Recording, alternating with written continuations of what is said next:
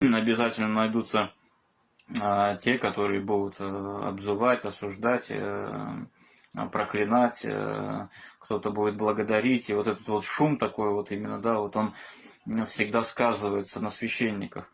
Об этом очень сильно знал и говорил святой Иоанн Златоуст, что если даже будет священник нечестивый, а у него паства будет мирная и спокойная, то они вместе с этим священником спасутся. То есть вот Господь так любовью своей управляет. А если священник даже будет благочестивый, а паства у него будет буйная, то они вместе погибнут. Понимаете, вот как вот все это, как страшно. Для чего это делается врагом? Это делается для того, чтобы в человека, когда начинают его проклинать, колдовать, осуждать, обвинять, хвалить, еще что-то, и вот все вот это в кучу взять, мы, священники, это все переживаем.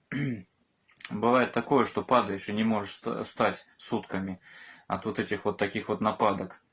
Они очень тяжко на сердце ложатся. Враг это делает для того, чтобы мы не могли служить. Понимаете? Потому что, чтобы служить, надо вот иметь радость о Господе, да, то есть вот покаяние такое сердечное, то есть вот.